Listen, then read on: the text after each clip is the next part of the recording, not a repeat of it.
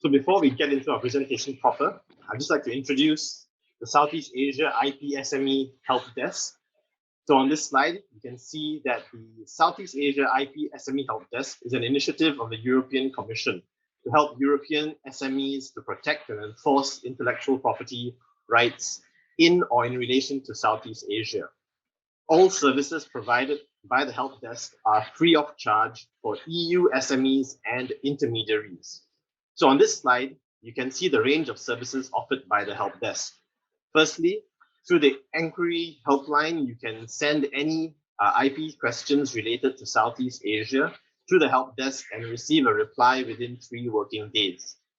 Second, the Helpdesk organizes monthly training workshops and live webinars, which is tailored to the needs of SMEs across Europe and Southeast Asia throughout the year. Feel free to subscribe to the newsletter and connect with the team on social media to keep yourself updated on any upcoming activities. The Helpdesk also gives you access to a wide range of publications in terms of country fact sheets, industry-specific IP guides, or general IP guides on various topics. These guides can be easily found on the Helpdesk's website. Last but not least, the Helpdesk also offers interactive learning tools such as e-learning modules, which are also available for download from the official website. Moving on to the presentation. I've been given a very generous introduction already, and the slides will be available, so you can read about my background later on. We're going to start off with a poll, right? First of all, the point of this poll is to really get a sense of what the audience here perceives mediation to be.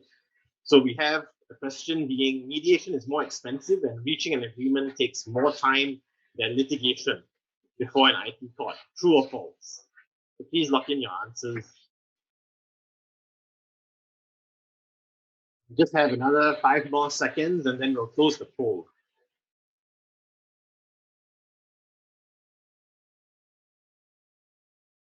Okay, so the poll will be closed and we're going to move on. So what I'm going to cover today would be what I call pre-dispute preparation. Okay, sorry, so the poll results have been put up. So you have 5% who feel that mediation is more expensive than to reach an agreement and will take more time than litigation, whereas 95% have said that that's not the case, right? So I think we have already considered the advantages of mediation and the different support schemes provided by the different institutions or IP offices and what's available in the various jurisdictions. So today's talk is really going to be focused on what I call pre-dispute preparation. So before you get into a dispute, what's some of the steps that you can take to prepare for mediation if and when it arises, okay? And then we'll talk about the actual preparation for mediation, the mediation session itself, post-mediation, so what happens after the mediation has been completed, and then we'll conclude after that. So again, another poll before we start. Have you ever been involved in a mediation session for an IP-related dispute? You can just take maybe about 30 seconds to answer this question and give us a sense of who we have as an audience. And from the results, just 22% have been involved in an IP-related mediation dispute, but the vast majority, 78% of us, have not been. Okay, so hopefully this would either be a bit of a recap for those who have been involved in an IP-related dispute, a mediation session, perhaps some of the things that you can look out for next time. And for those who have not been in an IP mediation dispute before, then this could be something of an eye-opener. All right, pre-dispute preparation. Now, when does this happen? It happens anytime you are negotiating a dispute resolution clause. All right, for example, you have a contract and parties are trying to negotiate the terms of the contract, and when you get to the dispute resolution clause, that's when you are actually doing preparation, because you're deciding on the mechanism you're going to use, whether it's arbitration court litigation, right? And then you're also deciding whether mediation is going to be a part of it. So it's not a given that mediation is always included. It is at the parties have to agree on it. So if and only if parties agree, then it will form part of the contract, right? And that's when you have that as part of the dispute resolution process. Alternatively, when you don't have a contractual arrangement between parties, you can have ad hoc mediation. So, for example, in Singapore, when you have a high court case, it is mandatory for parties to indicate whether or not they are open to taking a bit of a pause in legal proceedings and going and attempting mediation to resolve the dispute. So that's when it can also come up, not really through the agreement, well, not really through the forward thinking of the parties, but rather due to the dispute resolution mechanism that they may have chosen. So where do these mediation clauses appear? So any properly drafted contractual document will have a dispute resolution clause, or should have one. And the mediation agreement can be part of that clause. It can either be a standalone clause. So you go for mediation, and then failing which, you go for the subsequent dispute resolution option. Now that can be either arbitration or, of course, court litigation. And also with ad hoc mediation, parties can agree to have a mediation process even if they don't have a pre-existing contractual relationship. So that's another area where the mediation clause or agreeing on the mediation, coming to a mediation agreement, will come into play. So why is this important? Because a mediation clause, if it's properly drafted and negotiated, it can help parties to resolve their disputes and their differences on their own terms, right? So that's why it's quite important to spend the time on the mediation clause, has either on an ad hoc mediation or whether it's a contractual, arising from a contractual dispute. So the mediation clause, and here I've just picked out WIPO's mediation clause. It relates to future disputes.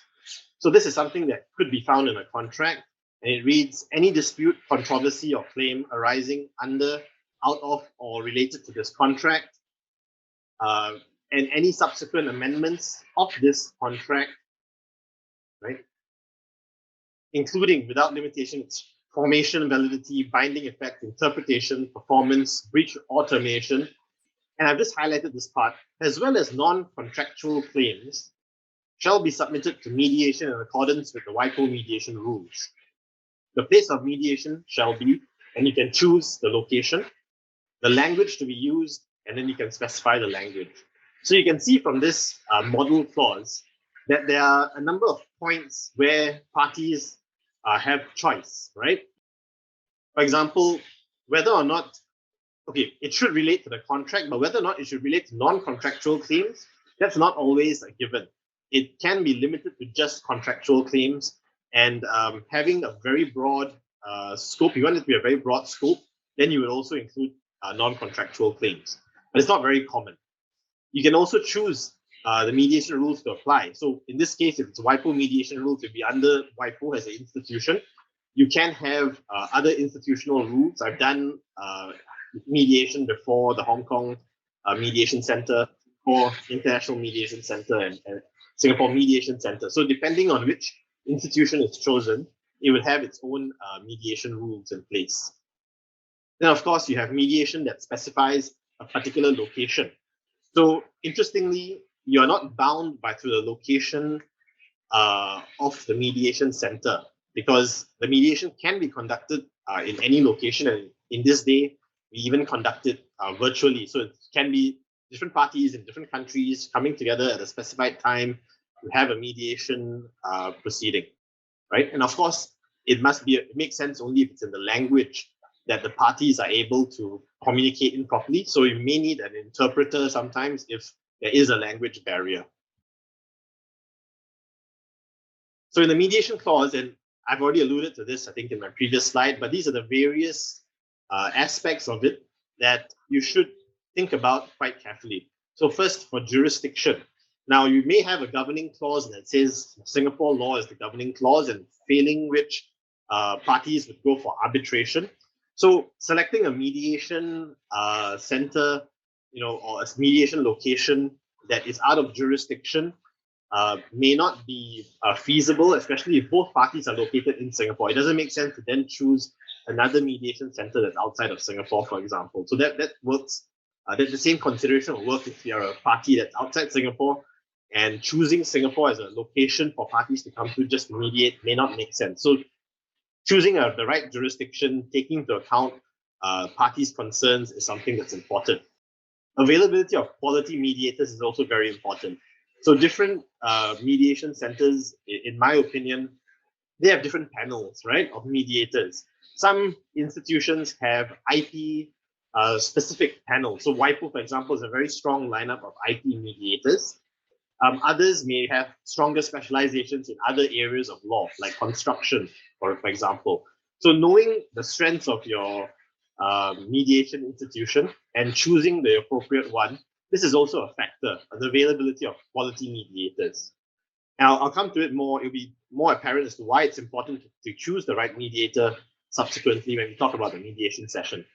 Now, privacy. So you already know that mediation gives rise to privacy between the parties relating to the dispute. Whatever comes out or is mentioned during mediation cannot be disclosed.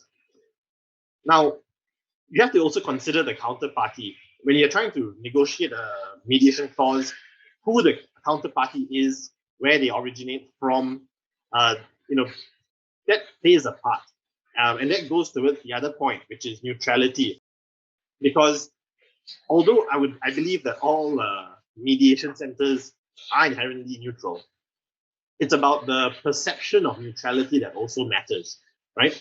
A party may simply not feel comfortable mediating using Singapore as a mediation center, where the counterparty is a Singaporean party. It just simply may make the other party uncomfortable, and that has to be taken into consideration as well, right? So scope, that, as I mentioned, should it be limited to contractual claims or should it be expanded to include non-contractual claims? That's a question when you are trying to negotiate a mediation clause. Local and cross-border simply, again, goes back to the parties involved and the jurisdictions concerned, because sometimes you could have parties across different jurisdictions. The issues, and I think that was alluded to by Sandy from IPRs, where you can have a multi-jurisdictional dispute and having mediation as a means to address that. So is it just a local dispute or a multi-jurisdictional dispute? And of course, cost. While mediation does have a lower cost than going through the whole arbitration or litigation process, it does come with a cost. There's an institutional cost, meaning you have to pay mediation fees. There is a cost of solicitors involved, and it also could take up time and cost in terms of your preparation for the mediation. So not to say that it's a big factor, but that's something that you should be alive to. So now we have another poll question 2. This is just to get a sense of your feelings about mediation. So the question is, we just have to get through mediation so that we can start legal proceedings. Not much preparation is required. More time and resources should be allocated to preparing for legal proceedings to follow. So you got 3 choices: agree, disagree, or you don't know. Then just take a shot. We'll just have it for about 20 seconds for you to lock in your answers, and then you can have a look at the results. Okay, so can we close the poll and get the results? So it's very interesting that 55% feel that mediation is just something you need to get through. 40% disagree with that, and 5% don't know. So the majority do feel that mediation is just something that you have to go through the motion sometimes. So I hope that after this session that, cumulatively with what you've heard, that would change. So preparing for mediation. Now, I'd like to start off with this quote, which I first heard when I was in the army, but I didn't realize it was Benjamin Franklin who actually gave us this quote. By failing to prepare, you are preparing to fail, right? And I believe very strongly that a lot to do with mediation is preparation, right? And by preparing adequately for the mediation session, you ensure it's not a guarantee that there will be a resolution, but you're giving yourself the best chance to resolve your dispute in a cost-effective, time-efficient manner. So the first thing is understanding your case.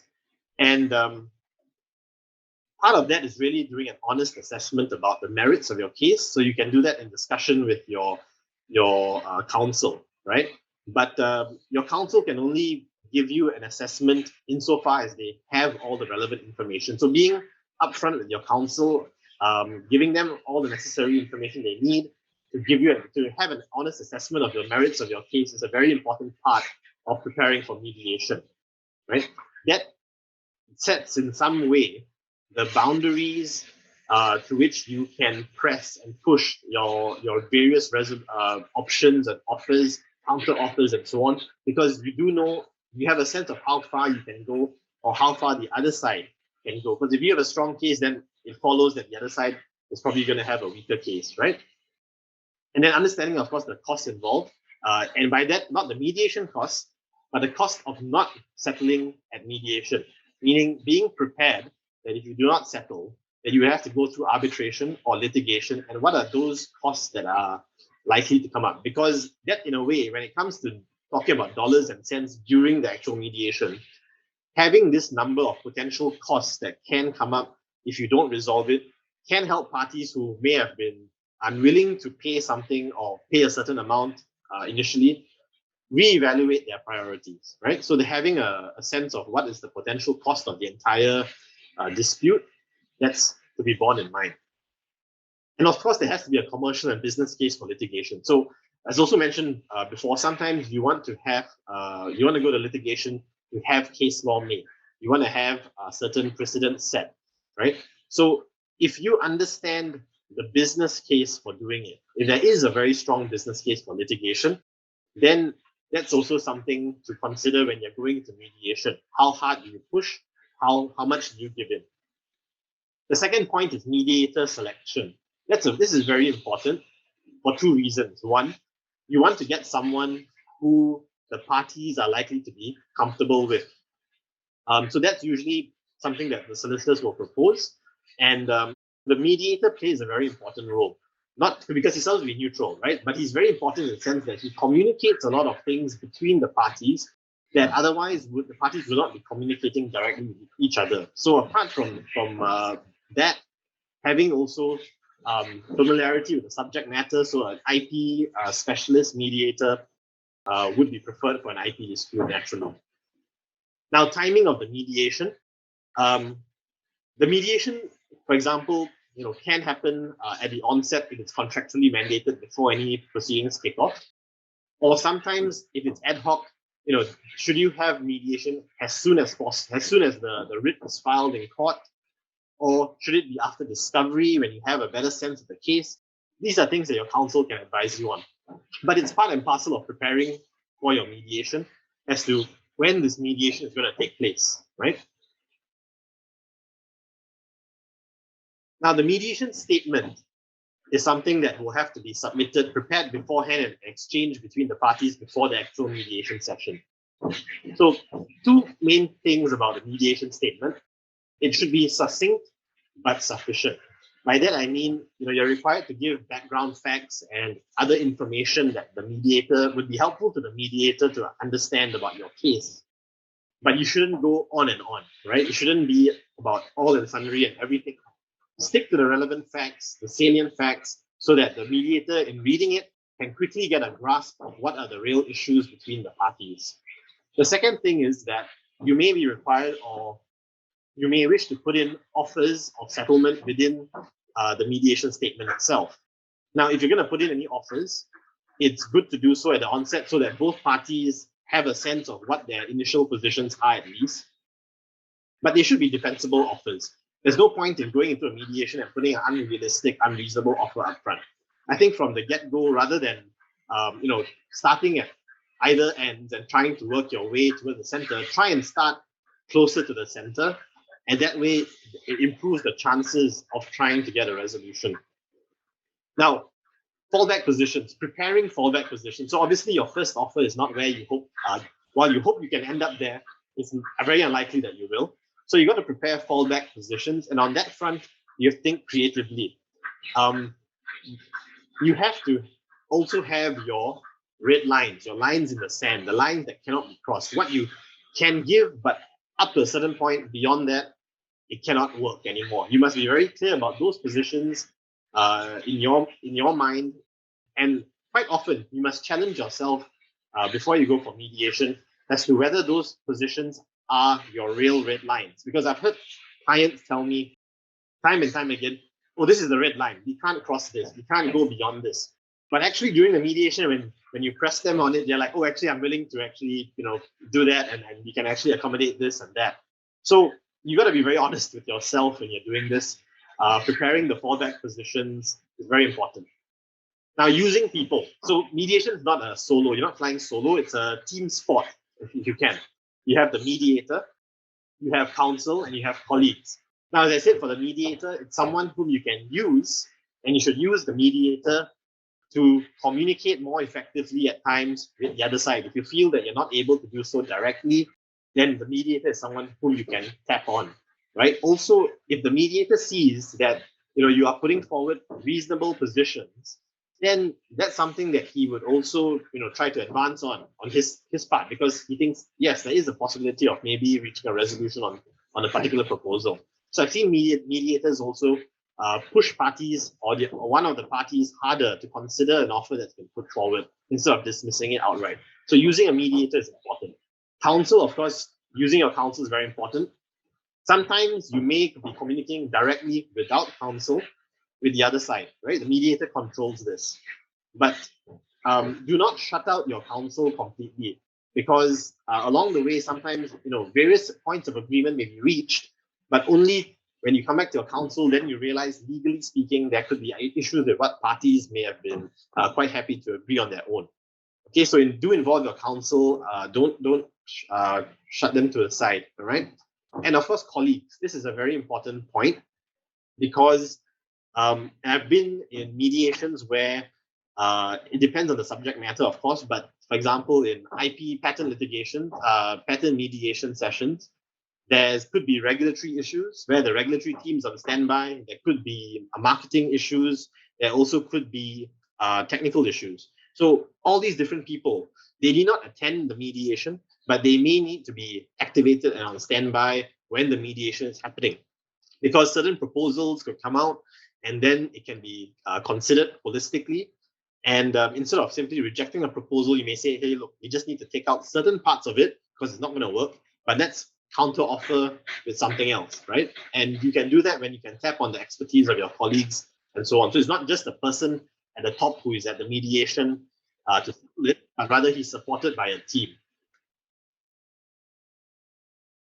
Now, during the mediation, it's important to stick to your game plan, but don't be bound by it, right? You need a plan to follow, but mediation is very dynamic, so you have to be flexible, okay? It's also important to be polite, punctual, and present. By present, I mean really listen, okay? Not just hear. And I think, well, at least I think in relationship counseling, this is what you hear.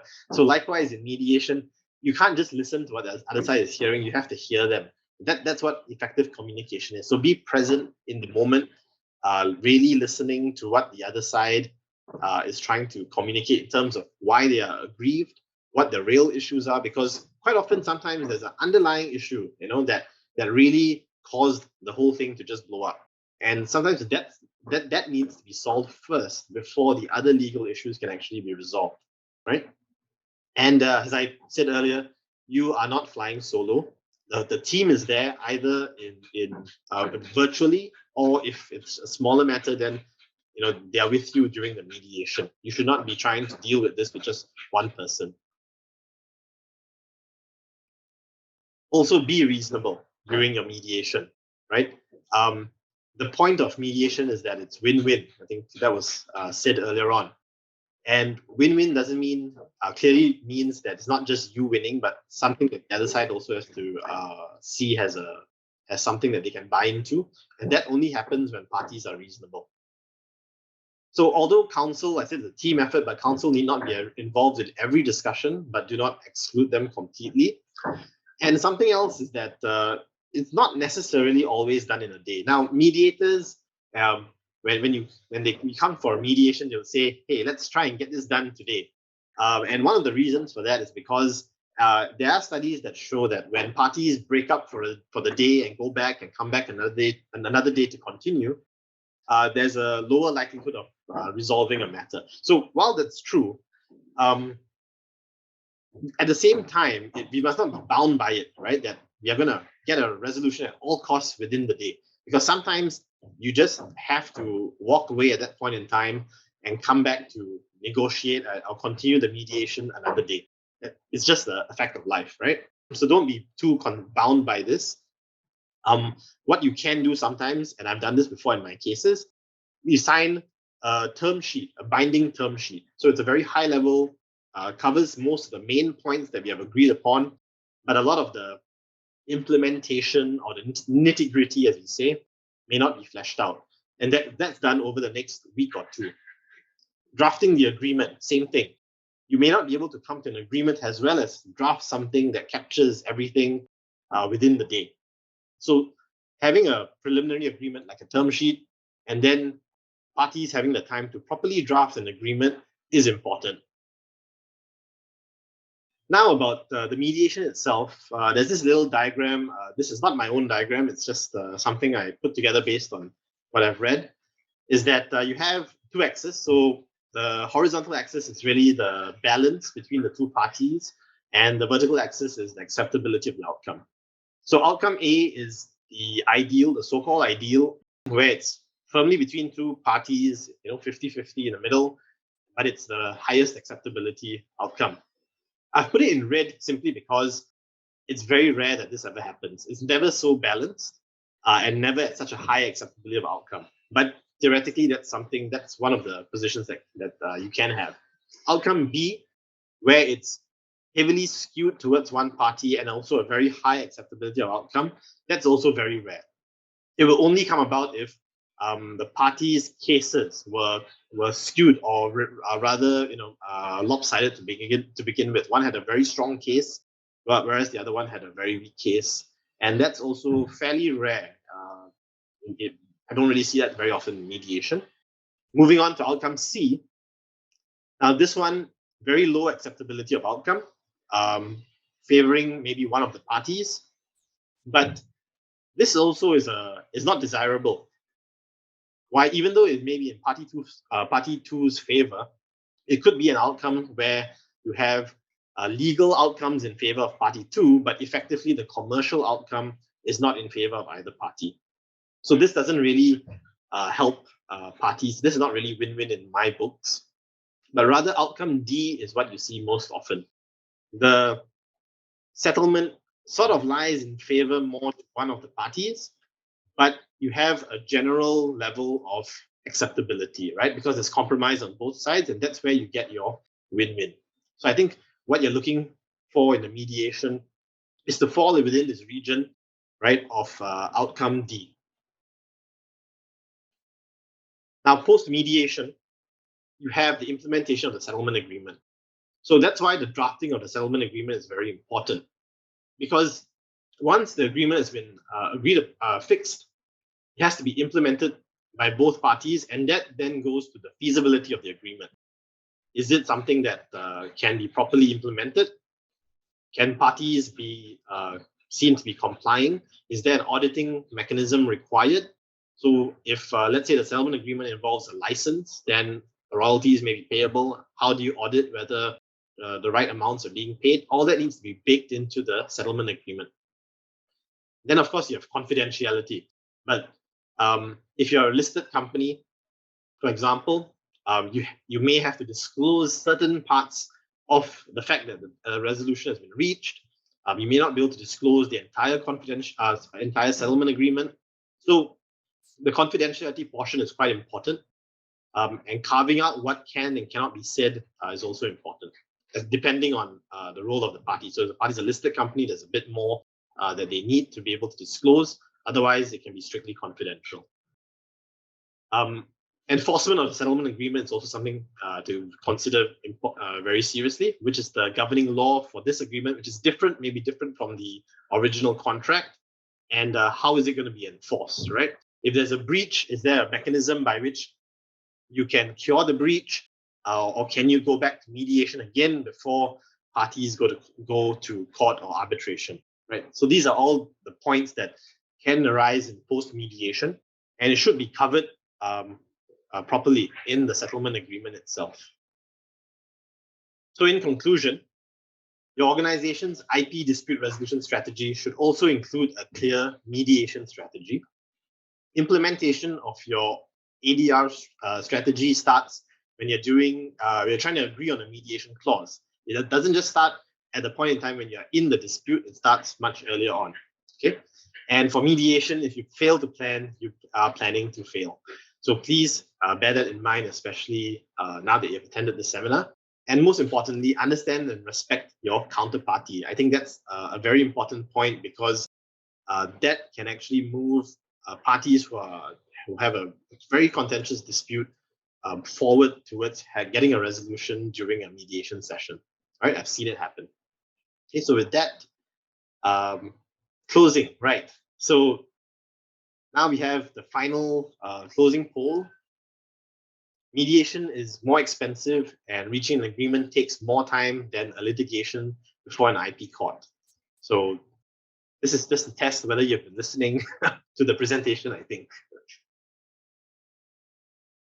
think we can close the poll, and the results are, well, that's great. 91% now feel that it's not more expensive and doesn't take more time than litigation to reach a settlement, which is, I think, one of the intended outcomes of today's webinar.